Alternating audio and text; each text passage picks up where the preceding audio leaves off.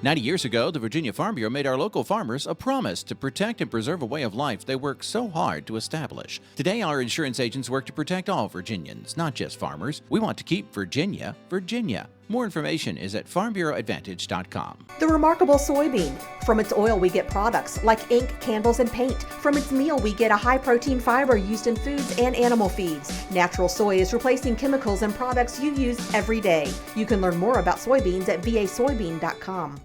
Value-added farm and food products play a vital role in Virginia's agricultural economy. This week we visit the operation of Virginia Vinegar Works in Nelson County. That's where one couple is making quality vinegar from Virginia-grown wine grapes. We'll also explore the topic of genetically modified organisms, or GMOs. Plus, we'll have a report on how cattlemen are responding to the new veterinary feed directive. It's all straight ahead on this episode of Virginia Farming. I'm Jeff Ishii.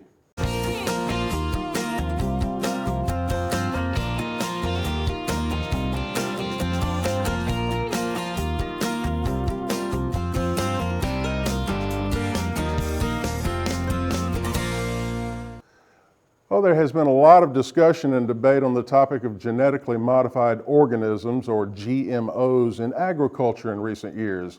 One farmer in Southwest Virginia is voicing his opinion on the topic.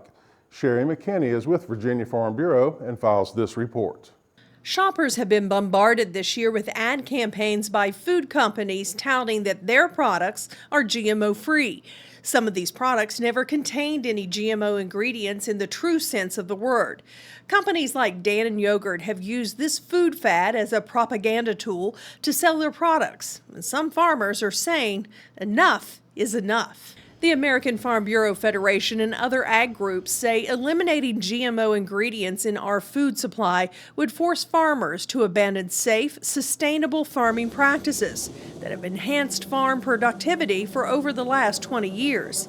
These improvements have also reduced the carbon footprint of American agriculture. Casey Phillips, a dairy producer in Montgomery County, has no problem using GMO seeds on his farm. The corn itself, if you laid the two side by side, you would not be able to tell the difference between a corn that is grown organically or a corn that is grown using GMO technology. There is some difference in the gene sequence and what we do, so that on the GMO side, we're able to protect against insects. We're able to help with drought conditions. And we get to use a whole lot less chemicals and pesticides than what we typically would if we grown a conventional corn. Phillips has decided to fight the latest food fad with science and information. He uses social media to explain his farming methods, and he offers farm tours to show visitors his safe practices, like GMO technology. Come to the source, come to the farmers. We know what we're doing, and social media is a great tool for us to do that. When I look over our analytics on our Facebook page, we typically reach about 3,500 people. Some GMO plants don't need as much water as other crops. Since parts of Southwest Virginia were in a severe drought in 2016, drought-resistant GMO seeds have literally saved the farm. It can mean everything. There's been years here that we've had excellent growing seasons. Like this year, we had plenty of rain. We grew a fantastic corn crop, which we turned into silage for our dairy cows. But we've had years where the rain has just cut off. A couple years ago, we had plenty of rain in May, and then we didn't see rain again until the 4th of July, and then we didn't see rain again until after the corn harvest. And we still made a good crop. And that is all due to the technology that's in the seeds today. During the last 20 years, advancements in agricultural technology have allowed farmers to use less pesticides and herbicides, fossil fuels, and water. And tons of soil has stayed in the field instead of washing away. Farmers say taking away GMO technology would be similar to turning back the clock and using outdated 20th century technology to run a business. We are a strictly no-till farm. And GMO technology plays a big role in that for us as well. We have extreme slopes here in Southwest Virginia, So tilling a field is not really practical because rain or wind could really wash away or erode our soils. And we're also helping the environment by being no-till because we're locking in some of that carbon that's in the air. Hundreds of studies over the last 20 years have proven the safety of GMO foods and the environmental effects of growing GMO crops. Most recently, 109 Nobel laureates announced their support for GMO technology, citing a study from the National Academies of Sciences, Engineering, and Medicine.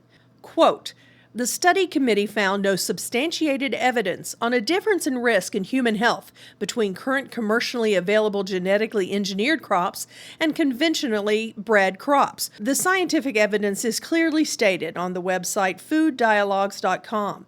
And Phillips says, if you want to hear from a farmer yourself, come talk to him. Reporting in Montgomery County, I'm Sherry McKinney. Thank you, Sherry, for that report. Virginia cattlemen are in the process of implementing a new rule called the Veterinary Feed Directive. Reporter Bob Cervera is with the American Angus Association and has this report. Cattle baron Charles Goodnight's cattle on the trail from Texas to Kansas 150 years ago managed to maintain a good herd health, like many small producers do today. A Zoetis veterinarian says therein lie some lessons for the broader cattle feeding community. Before we had antibiotics and before we had the vaccines and a lot of the other prevention technologies we have now, people figured out how to operate without a lot of morbidity and mortality. Those examples continue today, seen in the cattle health results from calves bought at auction markets.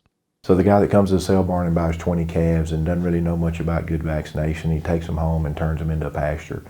He often gets pretty good results. So if we look into a future where we may be rewarded or punished based on animal health outcomes or our use of antimicrobials, that actually gives me hope that we can also manage better. That can begin with finding new ways to look at animal health successes and problems. One of my mentors early on in my cattle and veterinary career told me to stop going to the places where they were doing everything right and getting good results, but to spend more time at the places where they were doing a lot of things wrong and getting good results, or the places where they were doing everything right and getting bad results. Managing overall herd health is more critical than breaking it down to each animal, but the individuals still need focused attention. We definitely want to use antibiotics more judiciously, and oftentimes that means less. But we also are very conscious of our animal welfare outcomes, which means an animal that's sick needs to be treated promptly. With smarter management, with better stockmanship, we should have less disease and less reliance on antibiotics. Instead of just looking at those in tension, let's see where that we can put something else in there with them that we can improve on. The veterinarian adds, proactive engagement with consumers, along with more transparency and dialogue, will best serve all interests. I'm Bob Cervera. Thank you, Bob, for that report. Farmers, of course, can get more information about the new regulations by talking with their veterinarian. The annual convention of the American Farm Bureau recently concluded in Phoenix, Arizona. Sarah Cyphers of Washington County, Virginia, won the 2017 Excellence in Agriculture Award. She will receive her choice of a brand new Chevy Silverado or GMC Sierra from Chevrolet. Cyphers is an agricultural educator and has been heavily involved with updating lesson plans and curriculums in public schools as they relate to agriculture. The goal is to help children learn more about where their food comes from, as well as the importance of agriculture in Virginia. Congratulations, Sarah. Amy Rocher travels to Nelson County, Virginia this week to meet the operators of Virginia Vinegar Works. It's straight ahead on Ag Insights.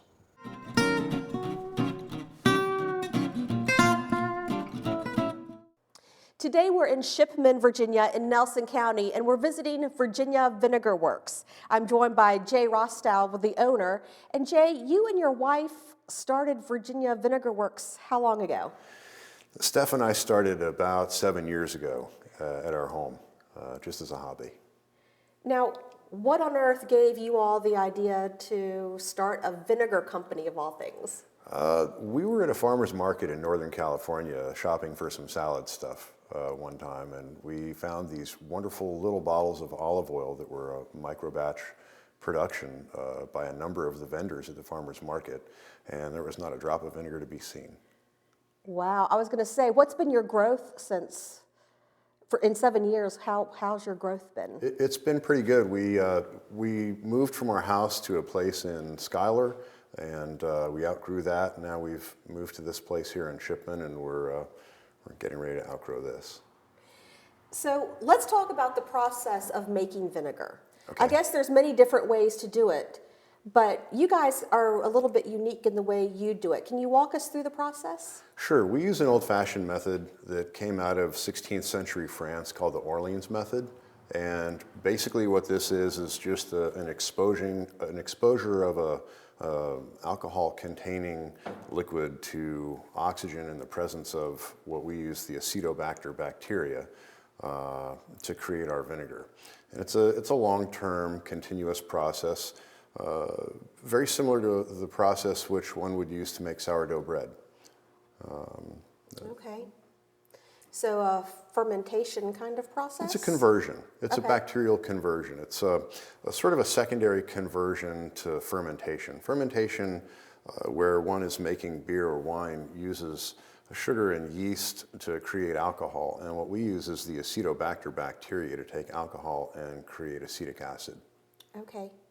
And I think most of us are very familiar with the apple cider vinegar that we find on most of the grocery store shelves. But yours is made from wine, and wine that was actually once in these barrels. Yes. Explain to us how that works. Okay. We will source wine, which oftentimes is already going towards vinegar in the winery, and we'll take that wine and we'll run our vinegar conversion process on it. We use stainless vats to do our conversion in. We'll introduce the wine into the stainless vat, introduce some vinegar mother, which is basically unpasteurized vinegar from a previous batch, and we let it sit. Occasionally we'll remove the mother, which forms on top, and discard it. We don't want it to fall to the bottom or it'll start to decompose and actually rob the oxygen from the liquid that we're trying to get oxygen into. So that's part of our process. It takes about 2 to 3 months to create vinegar from an alcoholic solution.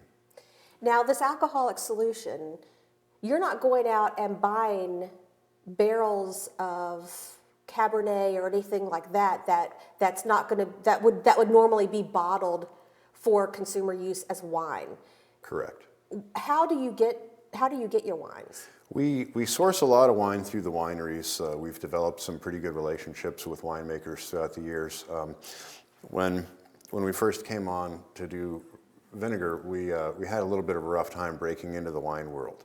Not many people were very candid about the fact that they had wine that they weren't happy with. And when we went and asked about sourcing wine that they might not be willing to bottle, it took a while to develop those relationships. We've developed them, and now we source that wine from winemakers that generally have something that may already start to be going towards vinegar in the winery due to any number of circumstances.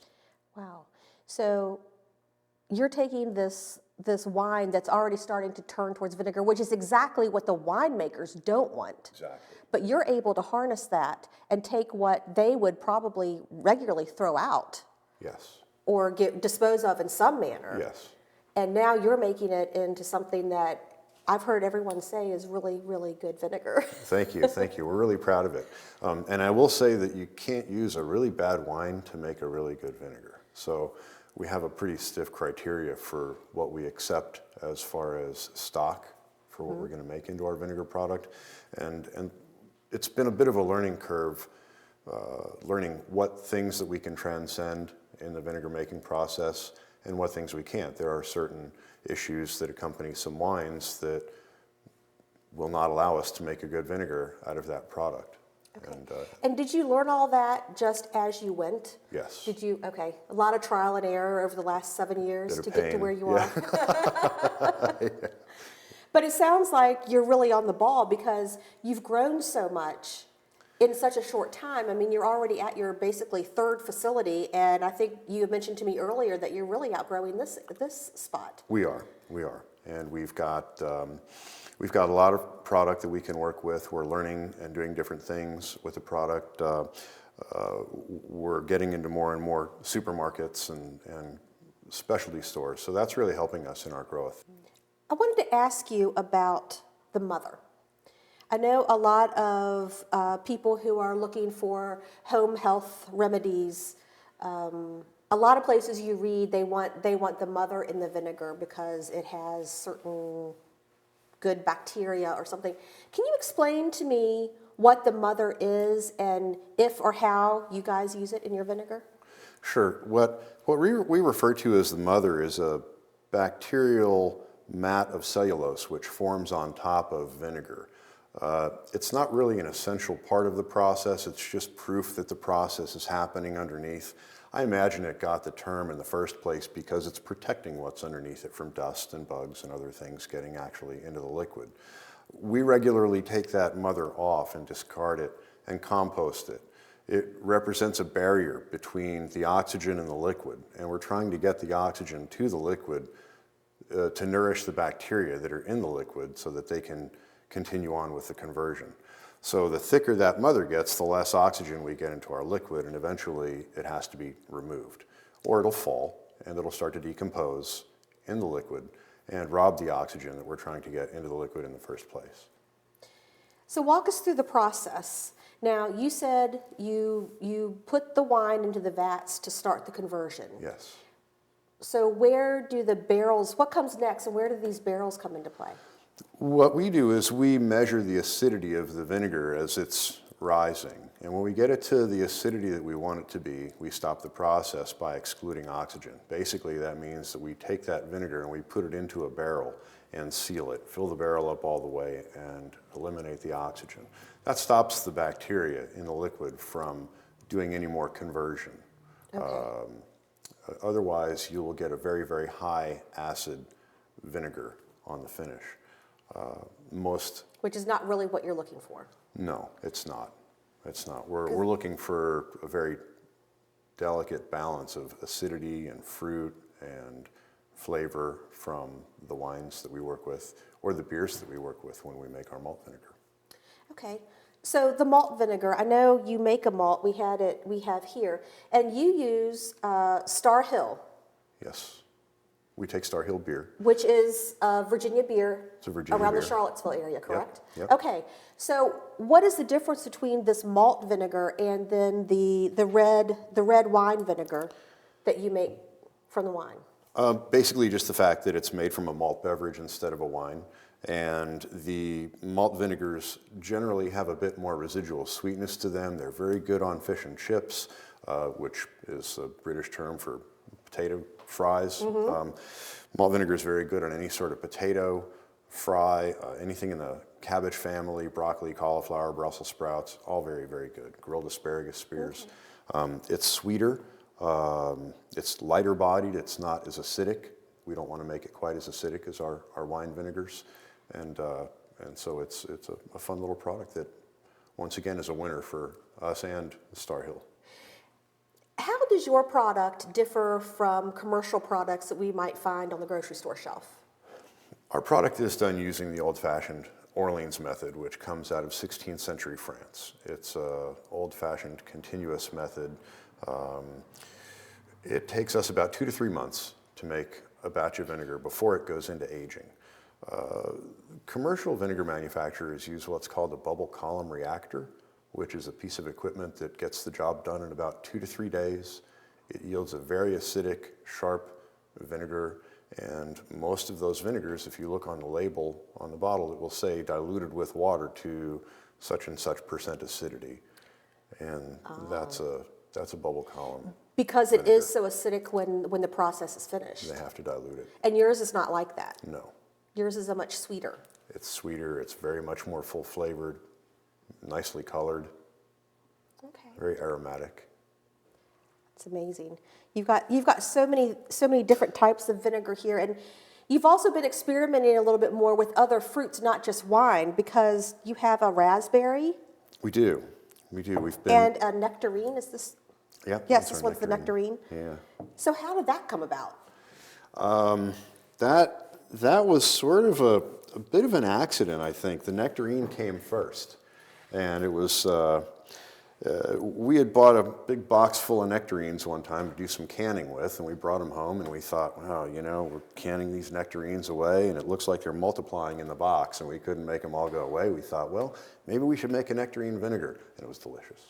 So wow. It was just one of those very small batch things that we did at home, and we And you tried were really it. pleased with it? Really pleased with See, it. again, it comes down to that trial and error, and you were willing to take that step and give it a shot. So what's next for you guys? It seems like you're constantly trying new things. Do you have something new on the horizon you can share with us, or? Well, we just put out a sweet vinegar, which is the first one that we did. We made in a red wine base. So we took Cabernet Franc vinegar and we infused it with blackberries and we sweetened it a bit. And that's another collaboration that we did with Agriberry, and it's a new product for us. So that's going to be coming out very, very soon en masse. We've been asked about doing sweet vinegars and balsamics, and this is pretty much our approximation of a balsamic at first. I want to talk about the care for the vinegar when you bring it home. Does it need any special treatment? Should it be refrigerated? I don't think that the vinegar needs to be refrigerated as long as you use it in a fairly short period of time. The one thing that's an enemy to all foodstuffs is oxygen. So the more head space you have in the bottle, the quicker what's left in the bottle is going to change its flavor. Vinegar's not going to go bad. You're going to lose some of the fruitiness of it if you let it go more than 2 or 3 months in the bottle. So try to use it within that period of time. Okay, so in a couple of months? I'd say so, yeah. Okay. Now, if people are looking for your product, where are some places they can find Virginia Vinegar Works? We're in the Mid-Atlantic Whole Foods system, so you'll find us in a lot of the Whole Foods from DC to Virginia, up into Pennsylvania, Maryland area, gourmet shops, specialty food stores, health food stores, food co-ops. That's where you'll find us. Okay. And you guys have a website. Can you share that with our viewers? Yes, it's www.virginiavinegarworks.com. Great. Thank you so much. You're very welcome. Thank you so much for taking your time and showing us around today. We really do appreciate it. My pleasure, and thanks for coming to visit. Absolutely. We'll be right back.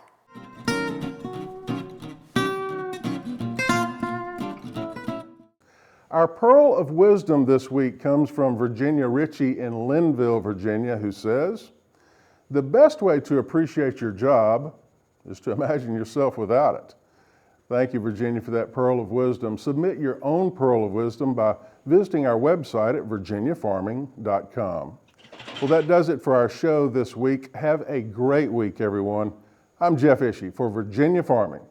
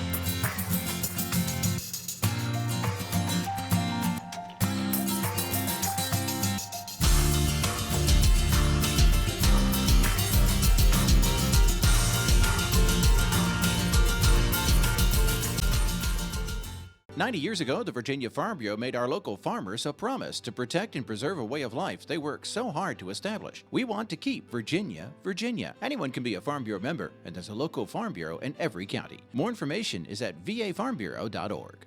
Virginia soybean farmers are hard at work growing soybeans to produce products you use every day. Candles, soaps, even crayons can be made from soybeans. Remember, when you buy soy, you're helping to support American jobs, the economy, and our nation's energy security. Would you like to put your business in front of rural America and the ag community every week? We have sponsorship opportunities available that will do just that. Contact us to find out how you can milk it for all it's worth.